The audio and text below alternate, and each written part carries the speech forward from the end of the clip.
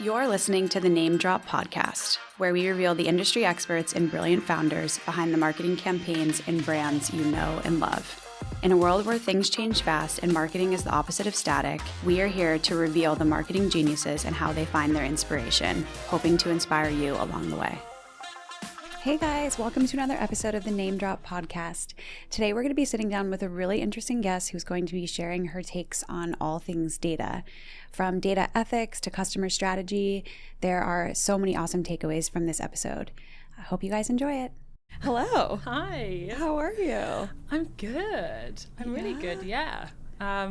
This is my first podcast as a guest. Amazing. And I love podcasts, so I'm very excited to be here. Well, welcome. How are you feeling today? How's your day? It's going good. I mean, the weather's amazing today, so no complaints over here. And it's just I'm a huge podcast fan. So especially since the pandemic, I've been obsessed with them. So excited to actually be a guest on one. I know, it's kind of fun. Mm. What's your favorite podcast? I'm a huge Smartless girl. Every Monday I'll be listening. And then I name drop, obviously. And I like Diary of a CEO. That's a good one. Been listening to them a lot lately. And then the e-marketer behind the numbers, like a bit of an industry one. Okay. I'll listen to that one as well. Yeah. Wow, stacked. Yeah. I love it. Yeah, they're my podcasts. Amazing. My go-tos. Good. So talk to us a little bit about what are you thinking about in your professional life these days? What types of challenges or opportunities are top of mind? Yeah. Challenge. I actually think that the challenge and the opportunity is probably the same thing that keeps coming to mind now. The amount of change that we are dealing with right now as an industry is crazy. I feel like the change is coming from so many different directions as well. We're seeing it from more of a technical aspect, I guess, and not to give away what I do, but from how we go to market digitally with finally the deprecation of the third-party cookies coming. So is it actually going to happen? Well, Google disabled in January. Google disabled third-party cookies for 1% of the user base on Chrome. Okay. So they're starting to do it. We are seeing signal loss. We are seeing new consumer privacy data laws come into place, which is impacting how we kind of go to market. Mm-hmm. So a lot of change in like the actual digital data landscape there. We're also seeing consumers change a lot. We're seeing how consumers shop really, really change from how they from a more of a digital aspect. Obviously it's so much easier to buy stuff now and to buy product and to explore product. And then operationally, we are well into hybrid working now. We are well into working with AI. I just had to run a virtual workshop last week, and it was going to be virtual, then it was going to be hybrid, then it was going to be in person, and all these different aspects. You have to think about all of these different things when you're running a workshop.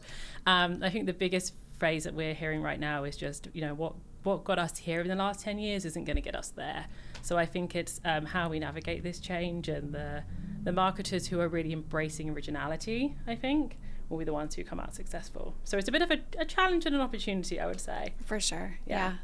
No, I mean, I 100% agree with you that there's constant change happening. I think it's always been the case to some extent, but now with just the operational work culture changes too, it just layers on top of that, because how do you best collaborate, and when does it make sense to be in person versus at home? And you can do everything from your laptop to a certain extent, but the interpersonal connectivity is still important, I think. Yeah. So just figuring out what that looks like when there aren't a set way of doing things anymore is really interesting. Yeah, I know we've spoken about this before, but like I used to call it like digital transformation 2.0. Mm-hmm. But I was speaking to someone a couple of weeks ago, and it really isn't a 2.0. I just think our industry is always transforming.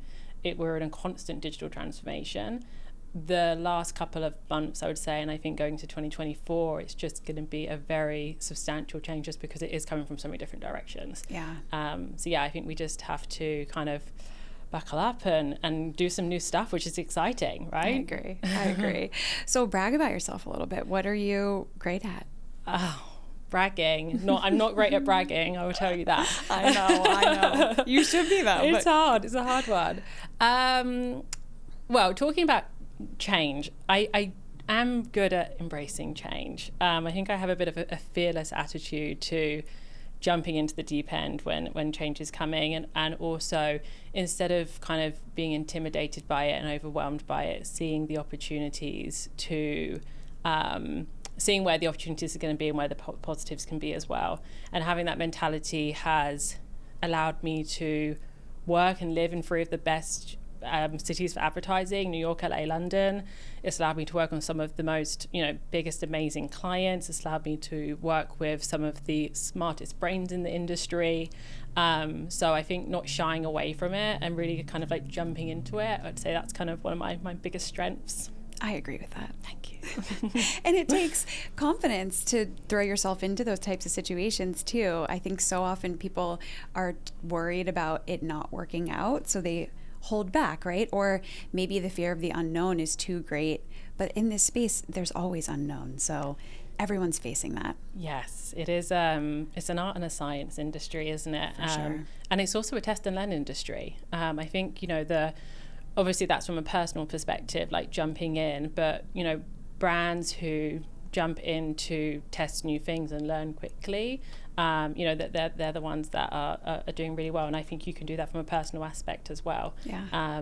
So yeah, I think all is good. It was definitely not plain sailing, but you can sit here and you can say you've met all these amazing people and had amazing experiences, and you have to like take away those as the pluses as well. Yeah.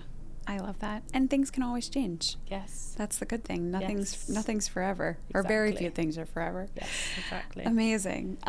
So I think, more and more it seems that brands are really struggling to understand who their customers are. So often we hear clients of ours say, like, when we ask who are you trying to target, what does your current customer look like, they're like, oh, everybody, which is the worst answer. You're in something not great when that's the answer.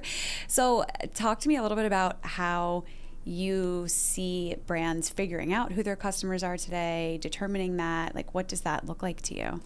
Yeah, it has to start with a strong data strategy, because we are very fortunate right now in this day and age that we have data that is very representative of a lot of our consumers. So we really have to start off with a strong data strategy. We see time and time again where our clients will either have this aspirational view of their consumer, which is very, very different to the consumer buying the product, or they'll have the person buying the product isn't the same as the person using the product. So then we have to really think about who is our actual consumer that we want to talk to. So starting off with your data strategy and really getting, the reason why I say data strategy is because not all companies, not all brands will have a data asset that represents their buyer. Especially for CPGs or people who don't necessarily own that last mile or own that sale. You have to maybe think about who you want to borrow data from, who you want to, purchase data from, to be able to get a good representation of your consumer. Once you've got that good representation of your consumer and your prospect consumers or of your category, then you can start looking at the differences between your buyer, your category, and your prospect to understand where you need to grow. So it all kind of starts with that really good foundation of who your consumer is. We're seeing some brands really kind of invest into technology to be able to do this as well with CDPs, so you can get a good centralized view of your consumer as well across different touch points. But yeah, it has to come back down to that data strategy to understand who your true consumer is. So if you're not a D2C brand and you don't own that last mile data, where do you start? Great question. There are so many. We're very fortunate that we have so many different touch points when it comes to purchasing. So it's really about understanding where those touch points are, whether that be in a brick and mortar, whether that be online, and then we'd recommend running an RFI to understand the quality of that data and the governance of that data, and then understanding for your business if you want to bring that data in or if you want to work with someone else. So definitely start off with where is your consumer actually purchasing the product, and then start there. So even if it's a retailer, go to that retailer and try to understand that data set. Yeah.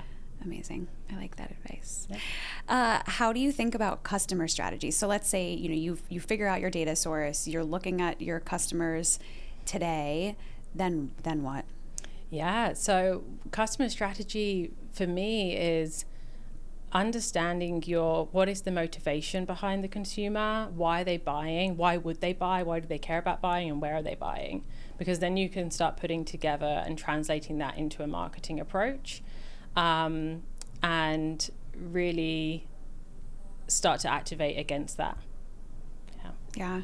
I think your role is in not to give it away is so interesting, because it is the antithesis of the way things were done traditionally. Like your point before about this aspirational view of our customer, that was how marketing was done, was like, who is our persona that we're going after? Who is like the ideal buyer? And then we're going to create everything around that sort of hypotheses.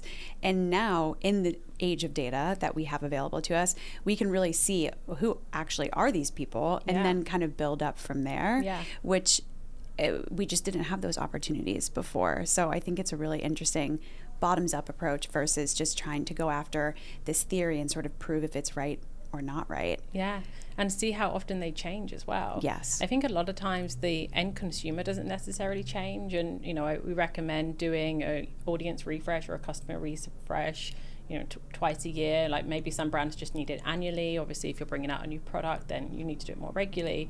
But the motivations and the reason why someone is buying, they change so much. Just the amount of just different aspects of why a consumer would buy that. We're seeing culture shift so quickly as well, which impacts that too. So that's the fun of it, just keeping up to speed with that. Yeah, for sure.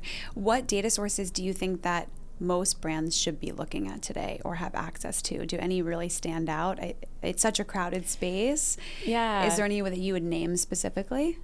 I would actually kind of reverse the question to say to get brands to think about where are the touch points within their consumer journey that can be translated to a data signal and can be translated to a addressable signal at scale, and then think about the data sources. Okay. Because industries are so different that we see that, and also if we go back to like that traditional marketing funnel, the traditional marketing consumer journey of like, I become aware of an ad, then I consider an ad, then I convert. That doesn't happen anymore. I can be scrolling through my Instagram feed and I could convert literally within for like 2 minutes of getting introduced to a brand. There are just so many ways in now that it's really important for brands to understand their consumer journeys, and then identify the data sources that can translate into that. So for example, it could be, yes, I'm adding to cart on a retail.com. And that's, okay, well, I need to use that signal from that retailer to, and I need to intercept that moment, because if I don't, then my competitor probably will. Right. Or it could be, there's an exploratory article where someone is looking at plant-based personal care products, for example. That is a great place for a CPG to be, and you want to be in that data set. Or it could be your own data. We see some companies who have amazing first-party data assets, and people who are on their sites browsing different product pages, then you need to kind of prioritize that asset. We're seeing a lot of zero-party data companies, come up now, which is really interesting consent-driven data, which I think will perform really, really well, just because the nature of it. Someone has actually consented and very, very clear why they're handing over their data to a company. So in a roundabout way, think about your consumer journey first, then really attach that to a digital or addressable signal that can scale, and then start thinking about the different kind of sources or the different data partners that can really translate back into that signal. I love that. So often I think people take for granted the idea of understanding the different journeys, and that it's such a rudimentary exercise that it's not worth doing. Yeah. Back in my Ben & Jerry's days, I used to have to make slides where I would take screenshots of all the different ways that people would potentially end up buying the pint of ice cream. Yeah. And sometimes I would be like, this is so annoying. I don't want to do this work. But it does then lead you into understanding, okay, what do I need to look at? Right. What are my opportunities? What signals are going to be beneficial to me? Because it's not a one-size-fits-all approach. Yeah. And we're all consumers at the end of the day. Yeah. And how I purchase ice cream is very different to how I purchase hair products, very different to how I'm going to, purchase a car, for example. And all of those are going to be different to, the person next door. So I think it's just very, very important to understand that, and then also important to have that knowledge, or people on your team who understand at what point can that touch point be translated into an addressable signal, again, at scale, and then prioritize those. Yeah. Agree. I think people get so overwhelmed by this process, yes. right? Because it is a lot to think about. Yeah. And then to be able to boil that down into like actionable next steps, I think can be very overwhelming. Yeah. But to your point, like if you really think about what's the easiest way for someone to get to that end purchase, that can help to give some focus too. Like, exactly. And it does look different for auto versus a pint of ice cream. Yes. Yeah. But most people probably aren't ordering ice cream on Amazon. So maybe then you don't need to focus as much on Amazon as other paths. Yeah, exactly. So what relationship has been most impactful on you professionally?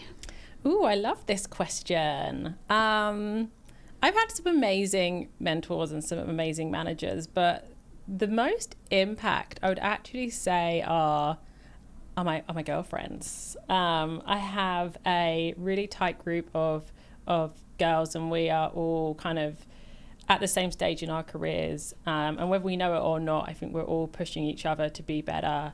They're all girl bosses respectively in their roles, so even if I've had like a bad day or not feeling up for it, their motivation and it's just inspiring, just infectious to be around. And they're also my biggest cheerleaders. So when I did my first conference last year, presenting at the Data Unplugged in New York for data ethics and how to operationalize data ethics. And they threw me we had a little dinner, and I got a card, and I got like little champagne. And it's just like, little things like that you can really, just people celebrate you. And it's just a really, really, really impactful in my career. And then the other I would probably say is my dad. He's not in the industry at all. But as you know, I used to be a track and field athlete. And one thing about track and field is that you have to be able to perform on race day. And I think should have a little masterclass of how to get prepped for performance for your race day, because he was very, very good at it. But a lot of the mental kind of training that we went through, I've used in how to prepare for an interview, how to prepare for when I am doing a conference, how to prepare when I've got a big client meeting. And I think in our industry, being able to just get up and perform when you need to, people don't realize how important those moments are. I agree. And to speak confidently about the things that you are interested in and educated in, and come to the table, people, and especially in your role, want you to be the expert. Yeah. And they're looking for that, right? Yeah. So to be able to put that hat on when you need to is so important. Yeah. So tell me about your friends, though. How did you meet this group? Are they professional connections? Are they personal connections? Like, how did you build this network? Yeah, they're all majority expats in New York. All different, actually, some in the marketing industry, some are not, and all met through kind of friends of friends, and just having similar values, having similar hard work ethic, and just wanting to have a bit of an adventure in New York, and we all came together. I love that. That's so special. It's lovely. Oh, amazing. So tell us who you are and what you do. Give us the reveal. Oh, hello. I'm Stephanie Gaynor, and I work for Mindshare, which is a global media WPP agency. And what is your role there? I am managing director of one of the managing directors of the Data Strategy and Analytics Group. Amazing. Yes. Amazing. So what does an average day in the life look like? So we are in the Data Strategy and Analytics Group, bit of a mouthful. We are really pushing forward with future fit and future forward data strategies for our clients. So average day in the life is really, working with our clients to understand what their problems are, to create new solutions for them, all rooted in data and research and marketing science. I also have a team, so making sure that they are growing and they are developing and they are, putting together solutions that really drive data strategy forward for our clients, whether that be mainly in audience strategy and in customer strategy, and tying that through all the way through to data activation. We also do a lot of thought leadership, so around the identity space. So, we spoke before about third-party cookie deprecation, what's going to happen there, what should our clients be doing? And I'm also a data ethics champion. So one of my passions is how can we as an organization use data more ethically and really operationalize that across companies. So yeah, that's what I do. Amazing. Never a dull day. Tell us a little bit more about the data ethics piece. Yeah, I would love to. So obviously we have a lot of data privacy laws. We have a lot of data governance laws. People really started to learn about that with GDPR and CCPA, but we're broadening out state by state. Potentially there'll be a federal law in the future. But we know how quickly advertisers work, especially digital advertisers, and how quickly we've all accelerated in using data for targeting and using data to make our marketing campaigns better and more efficient and more effective. We've really accelerated so fast that we almost moved quicker than the law was able to set governance around. So what data ethics does is it sits on top of that data governance level. And I like to say kind of the best way to describe it is just because we can doesn't mean we should. So just because I can use this sensitive data or this personal data to make my marketing campaign more effective, should I? At the end of the day, is that a responsible use of data? Is that how the end consumer would want people to use my data? Why is that important? Because one, we just should all be better humans and we should all be better using and take more responsibility of kind of that power that we have.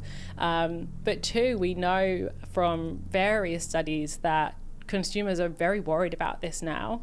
And consumer trust does correlate back to business and business growth as well. If we find out there's a data breach, or if we find out that there has been a misuse of data, which we've seen in a couple of companies and the FTC is starting to find now, that is going to have impact on if a consumer wants to buy from your company, basically. That's 100% true. I think people will be hopefully happy to hear that people are out here thinking about this kind of stuff. I think there's this misnomer that no one is thinking about this, and the Facebooks and the TikToks and the Googles of the world are just taking everything and then storing it and targeting you and doing all this stuff. And I don't think that, I understand the fear, but I don't think that the negative view is 100% justified, because I do think that, to your point, there's just been so much advancement that has happened faster than regulation and guardrails could be set up. But I don't think that it's all bad. I think that people are thinking about the right ways and the best ways to do it. And to your point, if the trust is ruined, that's bad for everyone.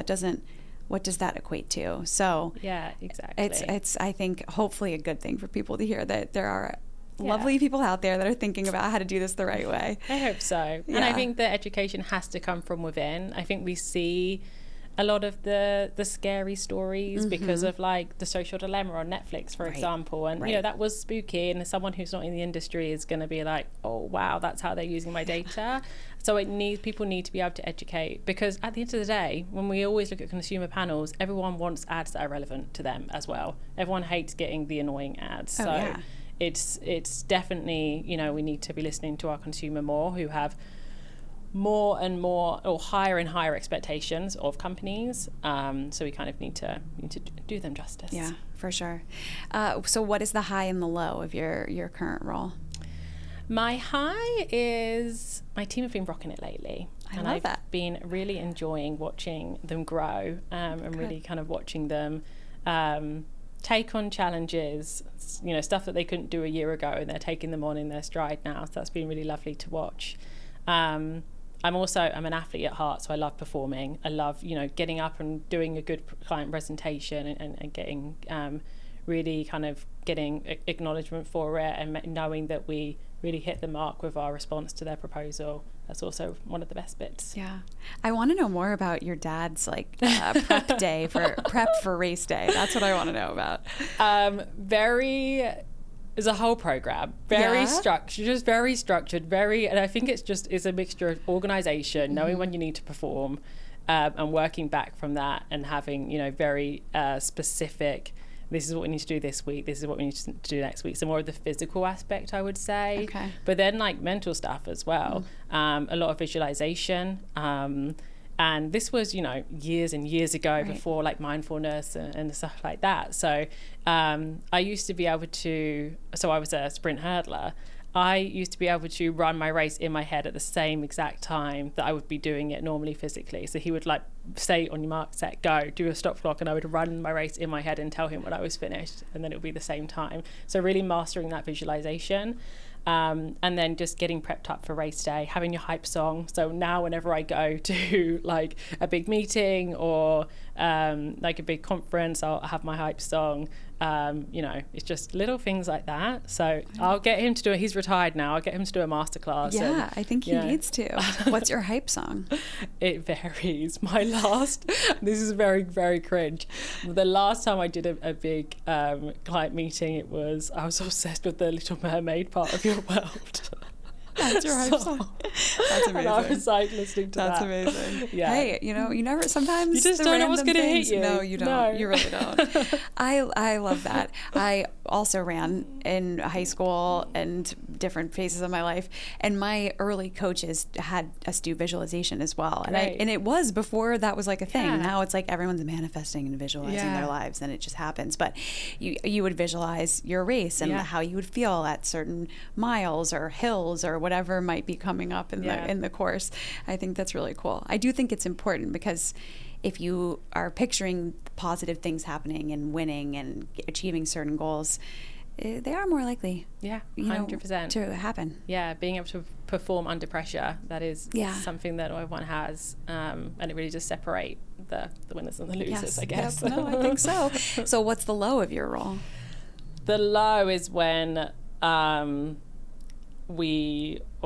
I do not quite meet a client assignment. I think especially in my realm of work where it's data strategy, things can get very, very technical. So there's a real fine balance between not going too granular with all the data and the tech, but then also just not being too high level, because people do expect that. So when you don't hit that mark and a client is like, I was expecting a bit more, or on a piece of work, I would say that's the low.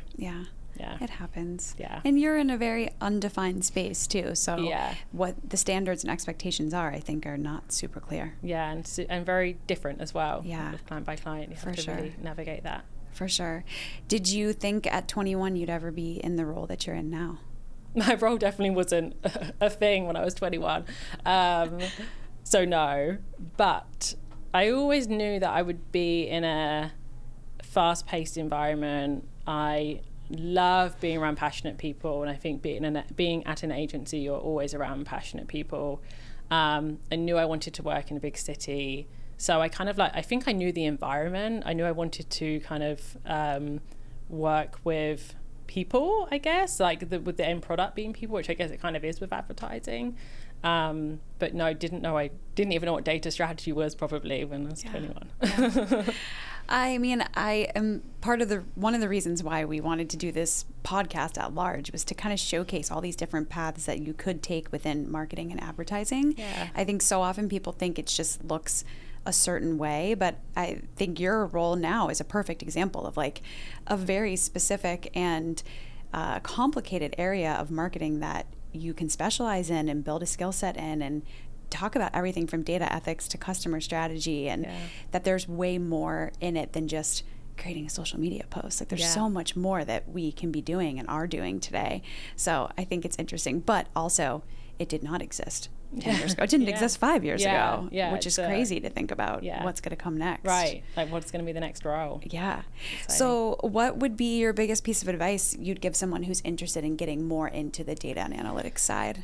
Definitely be from in a media perspective as well, being solution orientated. I say that because yes, it is data, but it's not always black and white. So you have to be able to come to the table with a solution and be able to pivot quickly if that solution doesn't work out, or if it's the wrong solution for the client. So I think that's a huge one that, when I'm interviewing or building up my teams, I look for. I would also say to get your cheerleaders early on in your career. Get your kind of like network early on as well. I spoke about the importance of my network, and I think that's really something that people can be doing a better job of. And then The last one is probably having a life outside of work. In this industry, it can really, really bring you in. It's busy, it can be long hours. It's, it can be a bit hectic at times. But like, if you don't have your passions outside of work that are completely different, I think that can really, really, it can really help avoid burnout. It makes your perspectives more interesting. It allows you to actually work harder and bring better stuff to the table. So yeah, having a life outside of work, I would say. Well, that's good. I like it. It's important, especially I think in any role, whether it be more analytical or more creative. If you're working in this space, to your point, you have to be thinking creatively and solving problems. And if you don't give your brain a break, I think it makes it way harder to do those things. Yeah, exactly. Yeah. Awesome. Well, let's do a quick round of trendy or tragic to wrap it up. She's excited. So I'll give you a couple things and you tell me what you think. Okay. So Starbucks rewards program, I don't know if you've been seeing, they've been getting some flack recently because they used to do an amazing job at talk about customization, personalization. Now it's like there's discounts every day. They're giving people notifications all the time. Like there's been some press that they're going over the top. Curious for your perspective, trendy or tragic? I'm all about a rewards program. I think it's a great way to collect data. And I also think it's a great way to add value back to that consumer. But I'm not a huge fan of Starbucks coffee, so I'm going to say tragic on that one. Okay, I think it's tragic too. Not because I don't like Starbucks, because I do. And I actually like the rewards program because I like getting stars. Yeah. Stop sending me push notifications. I know I could turn them off, and I need to, but I don't need to know that you have like springtime deals this afternoon. Yeah. And if they're so good at customization and personalization, which I believe they are, they should see that I don't click on those ever and stop. And listen to that. Yes. You have to listen to your consumer at the end of the day. 100%. Yeah. 100%. In-house AI tools versus using like open source, ChatGPT, etc. Well, from a just an ethical standpoint, I think in-house is trendy or tragic, right? Trendy. Yeah. I think it's a way for us to really add more governance and regulation to AI in general, which I think is definitely here to stay, and people have to get on board. So I'm for it. Okay. Yeah, I think companies it's also going to help companies just learn quicker and learn faster. So I'm here for it. Okay, I like it. Yeah. I like it. TikTok shop. I mean, it was inevitable. So I'm going to say trendy as well for that one. It was going to happen. So yeah, I think the more places that people can have those touch points and consume, I'm for it. The better. Yeah. I'm curious to see how it works out. I feel like Instagram shop was a trial and hasn't been hugely successful, it seems. So I'm curious if TikTok can do it better. I feel like right now the user experience is kind of wonky, but we'll see. TBD. Yeah. We'll see. Awesome. So tell people where they can find you. You can find me on LinkedIn, Stephanie Gaynor. Awesome. Thank you so much for joining us. Thank you for having me. It was so much fun. So great. All right. So you guys can find us on Instagram at namedrop.pod, and I'm at Molly Bakes. Thanks so much.